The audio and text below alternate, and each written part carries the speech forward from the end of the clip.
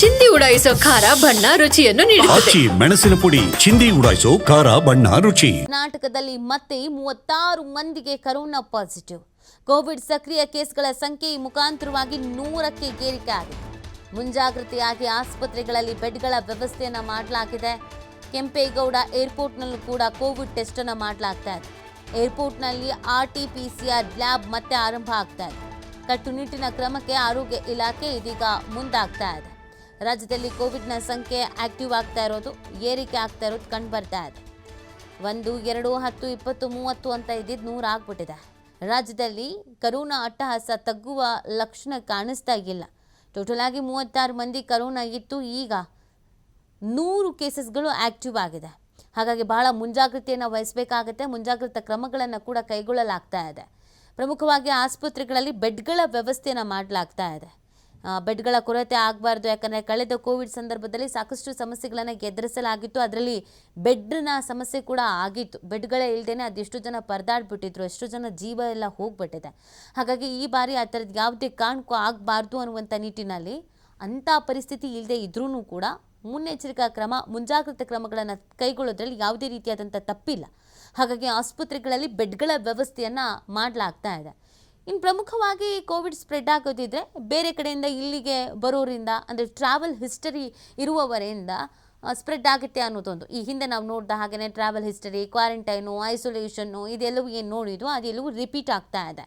ಕೆಂಪೇಗೌಡ ಏರ್ಪೋರ್ಟ್ನಲ್ಲಿ ಈ ಕೋವಿಡ್ ಟೆಸ್ಟನ್ನು ಮಾಡೋದಕ್ಕೆ ಮುಂದಾಗ್ತಾ ಇರೋದು. ಹಾಗಾಗಿ ಏರ್ಪೋರ್ಟ್ನಲ್ಲಿ RT-PCR ಲ್ಯಾಬ್ ಮತ್ತೆ ಪ್ರಾರಂಭ ಆಗ್ತಾ ಇದೆ. ಸೊ ಯಾರಿಗಾದರೂ ಆ ಥರದ ಸಿಂಪ್ಟಮ್ಸ್ ಕಂಡು ಬಂತು ಅಂತಂದರೆ ಅವರನ್ನು ಐಸೋಲೇಟ್ ಮಾಡೋದಕ್ಕೆ ಸೂಕ್ತ ಆಗತ್ತೆ ಅಲ್ಲ, ಆ ಕಾರಣಕ್ಕಾಗಿ ಈಗ RT-PCR ಲ್ಯಾಬನ್ನು ಮತ್ತೆ ಪ್ರಾರಂಭಿಸಿದ್ದಾರಂತೆ. ಏರ್ಪೋರ್ಟ್ನಲ್ಲಿ ಪ್ರಮುಖವಾಗಿ ಇದ್ರ ಬಗ್ಗೆ ಹೆಚ್ಚಿನ ಎಚ್ಚರಿಕೆಯನ್ನು ವಹಿಸಬೇಕಾಗತ್ತೆ. ಯಾಕಂದರೆ ಈಗ ನಾವು ನೋಡ್ತಾ ಇರೋ ಹಾಗೆಯೇ ಅಥವಾ ಕೇಳ್ತಾ ಇರೋ ಹಾಗೆಯೇ ಹಾಂಗ್ಕಾಂಗು, ಥೈಲ್ಯಾಂಡು, ಸಿಂಗಾಪುರು ಈ ಭಾಗಗಳಲ್ಲೇ ಕೋವಿಡು ಅತಿ ಹೆಚ್ಚು ಸ್ಪ್ರೆಡ್ ಆಗ್ತಾ ಇರೋದು. ಮತ್ತು ಕೇರಳ, ದೆಹಲಿ ಇಲ್ಲೆಲ್ಲ. ಸೊ ಅಲ್ಲಿಂದ ಇಲ್ಲಿಗೆ ಬರೋರು ಹೋಗೋರು ಅಂತೂ ಇದ್ದೇ ಇರ್ತಾರೆ. ಅವರು ಟ್ರಾವೆಲ್ ಮಾಡ್ತಾನೆ ಇರ್ತಾರೆ. ಅವರಿಂದ ಬೇರೆಯವರಿಗೂ ಸ್ಪ್ರೆಡ್ ಆಗದಂತೆ ಎಚ್ಚರಿಕೆ ವಹಿಸೋದಕ್ಕೆ ಅಂತ ಏರ್ಪೋರ್ಟ್ಗಳಲ್ಲಿ ಇದೀಗ ಮತ್ತೆ ಈ RT-PCR ಲ್ಯಾಬ್ ಆರಂಭ ಆಗ್ತಾ ಇದೆ. ಇನ್ನು ಕಟ್ಟುನಿಟ್ಟಿನ ಕ್ರಮಕ್ಕೆ ಆರೋಗ್ಯ ಇಲಾಖೆ ಮುಂದಾಗ್ತಾ ಇರುವಂಥದ್ದು. ಗೈಡ್ಲೈನ್ಸನ್ನು ಆಲ್ರೆಡಿ ಹೊರಡಿಸಲಾಗಿದೆ. ವಯಸ್ಸಾಗಿರೋರು, ಗರ್ಭಿಣಿಯರು, ಹಾಗೆಯೇ ಸ್ಕೂಲಿಗೆ ಕಳಿಸುವಂಥ ಮಕ್ಕಳು, ಜೊತೆಗೆ ಉಸಿರಾಟದ ಸಮಸ್ಯೆ ಇರೋರು ಇವರೆಲ್ಲರೂ ಮಾಸ್ಕನ್ನು ಕಂಪಲ್ಸರಿ ಹಾಕಬೇಕು ಅನ್ನೋದೊಂದು ಗೈಡ್ಲೈನ್ಸ್ ಇದೆ. ಮತ್ತು ನೀವೆಲ್ಲಾದರೂ ಯಾವುದಾದ್ರೂ ಕಾರ್ಯಕ್ರಮಗಳನ್ನು ಅಟೆಂಡ್ ಮಾಡ್ತಾ ಇದ್ದೀರಾ ಅಂದರೆ ಮಾಸ್ಕನ್ನು ಧರಿಸೋದು ಸೂಕ್ತ, ಸ್ಯಾನಿಟೈಸರನ್ನು ಯೂಸ್ ಮಾಡೋದು ಕೂಡ ಸೂಕ್ತ ಅಂತ. ಮತ್ತು ಇದಕ್ಕೆ ಸಂಬಂಧಪಟ್ಟಂತೆ ಆರೋಗ್ಯ ಇಲಾಖೆ ಮತ್ತು CM ಹಾಗೆಯೇ ಗೃಹ ಸಚಿವರು ಎಲ್ಲರೂ ಅಲರ್ಟ್ ಆಗಿದ್ದಾರೆ. ಏನೇನು ಮುನ್ನೆಚ್ಚರಿಕಾ ಕ್ರಮಗಳನ್ನು ಕೈಗೊಳ್ಳಬೇಕು, ಅದು ಆಕ್ಸಿಜನ್ ಆಗಿರ್ಬೋದು, ವೆಂಟಿಲೇಟರ್ ಆಗಿರ್ಬೋದು, ಬೆಡ್ನ ವ್ಯವಸ್ಥೆ ಆಗಿರ್ಬೋದು, ಇದೆಲ್ಲವನ್ನು ಮತ್ತು ಔಷಧಿಗಳನ್ನು ದಾಸ್ತಾನು ಮಾಡಿಕೊಳ್ಳುವಂಥದ್ದು, ಶೇಖರಣೆ ಮಾಡಿಟ್ಕೊಳ್ಳುವಂಥದ್ದು, ಅದೆಲ್ಲದರ ಬಗ್ಗೆ ಹೆಚ್ಚಿನ ಗಮನ ಹರಿಸಲಾಗ್ತಾ ಇದೆ. ಇವತ್ತು ಒಂದು ಮೀಟಿಂಗ್ ಕೂಡ ಇದೆ ಶಾಲಾ ಮಕ್ಕಳ ವಿಚಾರಕ್ಕೆ ಸಂಬಂಧಪಟ್ಟಂತೆಗೆ. ಅಂದರೆ ಸ್ಕೂಲ್ಗೆ ಹೊಸ ಗೈಡ್ಲೈನ್ಸ್ ಏನಾದರೂ ತರ್ತಾರಾ, ಮಕ್ಕಳುಗಳಿಗೆ ಮಾಸ್ಕ್ ಕಡ್ಡಾಯ. ಅದರ ಜೊತೆಗೆ ನಿನ್ನೆ CM ಹೇಳ್ತಾ ಇದ್ರು, ಏನಾದರೂ ಜ್ವರ ಕಾಣಿಸ್ಕೊಳ್ತಾ ಇದೆ, ನೆಗಡಿ ಕಾಣಿಸ್ಕೊಳ್ತಾ ಇದೆ ಅಂದರೆ ನೀವು ಪೋಷಕರೇ ಸ್ಕೂಲಿಗೆ ಕಳಿಸ್ಬೇಡಿ ಅಂತ ಬಂದು, ಮತ್ತು ಎಲ್ಲ ಸ್ಕೂಲ್ನವರಿಗೂ ಕೂಡ ಈ ಮಾಹಿತಿ ನೀಡ್ತಾ ಇದ್ರು. ಮಕ್ಕಳಲ್ಲಿ ಏನಾದರೂ ಆ ಥರ ಜ್ವರ, ಶೀತ ಈ ಥರ ಇತ್ತು ಅಂತಂದರೆ ವಾಪಸ್ ಮನೆಗೆ ಕಳಿಸಿ ಅಂತ. ಹಾಗಾಗಿ ಸಾಕಷ್ಟು ಎಚ್ಚರಿಕೆಯನ್ನು ವಹಿಸಲಾಗ್ತಾ ಇದೆ. ಈ ಬಗ್ಗೆ ಮತ್ತಷ್ಟು ಮಾಹಿತಿಯನ್ನು ನೀಡ್ತಾರೆ ನಮ್ಮ ಪ್ರತಿನಿಧಿ ಗಣೇಶ್. ಕೋವಿಡ್ನ ಸಂಖ್ಯೆ ನೋಡ್ತಾ ಇದ್ದ ಹಾಗೆಯೇ 100 ಆಗಿಬಿಟ್ಟಿದೆ. ಎಚ್ಚರಿಕೆಯನ್ನು ವಹಿಸಲಾಗ್ತಾ ಇದೆ. ಏನೇನು ಹೊಸ ಗೈಡ್ಲೈನ್ಸ್ ಏನಾದರೂ ಇದೆಯಾ ಅಥವಾ ಯಾವ ಥರ ಎಚ್ಚರಿಕೆಯನ್ನು ವಹಿಸ್ತಾ ಇದ್ದಾರೆ ಅಂತ?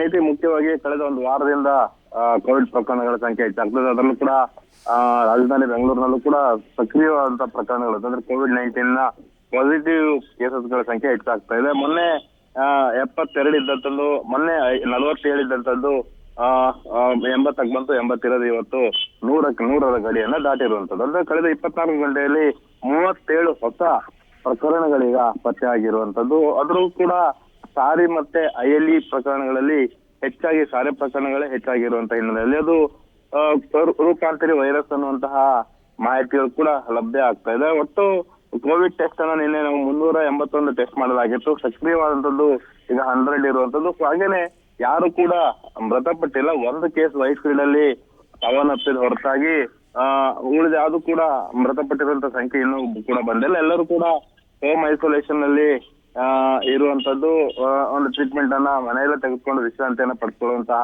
ಪ್ರಕರಣಗಳೇ ಈಗ ಹೆಚ್ಚಾಗಿರುವಂತದ್ದು. ಆದ್ರೆ ಒಂದು ಸಮಾಧಾನಕರ ಸಂಗತಿ ಏನಂತಂದ್ರೆ ನಿನ್ನೆ 19 ಪಾಸಿಟಿವಿಟಿ ರೇಟ್ ಇತ್ತು, ಇವತ್ತು 9ಕ್ಕೆ ಇಳಿಕೆ ಆಗಿದೆ ಅನ್ನುವಂಥದ್ದು. ಅಂದ್ರೆ 10% ಇಳಿಕೆ ಆಗಿರೋ ಹಿನ್ನೆಲೆಯಲ್ಲಿ ಎಲ್ಲೋ ಒಂದು ರೀತಿಯಲ್ಲಿ ಆತಂಕ ಪಡುವಂತಹ ವಾತಾವರಣ ನಿರ್ಮಾಣ ಆಗಲ್ಲ ಅನ್ನುವಂತಹ ಭರವಸೆ ಈ ಒಂದು ಇದ್ರ ಮೂಲಕ ಗೊತ್ತಾಗತ್ತೆ. ಇನ್ನು ಒಂದು 2-3 ದಿನ ಸರ್ಕಾರ ಕೂಡ ಮುನ್ನೆಚ್ಚರಿಕೆಯನ್ನು ವಹಿಸುತ್ತೆ. ಯಾವ್ಯಾವ ರೀತಿಯಲ್ಲಿ ಕೋವಿಡ್ ಕೇಸಸ್ಗಳು ಹೆಚ್ಚಾಗ್ಬೋದು ಅನ್ನುವಂಥದ್ದನ್ನ ಅರಿತುಕೊಂಡು ಹೊಸ ಮಾರ್ಗಸೂಚಿಗಳನ್ನ ಬಿಡುಗಡೆ ಮಾಡ್ಬೋದು. ಈಗಾಗಲೇ 29ರಿಂದ ಶಾಲೆಗಳು ಕೂಡ ಆರಂಭ ಆಗುವಂತ ಹಿನ್ನೆಲೆಯಲ್ಲಿ ಆರೋಗ್ಯ ಇಲಾಖೆಯಿಂದ ನಿನ್ನೆನೆ ಹೊಸ ಮಾರ್ಗಸೂಚಿಗಳು ಬರ್ತವೆ ಅಂತ ಹೇಳಲಾಗಿತ್ತು. ಆದ್ರೆ ಯಾವುದು ಕೂಡ ಬಂದಿಲ್ಲ. ಇವತ್ತು ಬಿಡುಗಡೆ ಆಗುವಂತಹ ಸಾಧ್ಯತೆ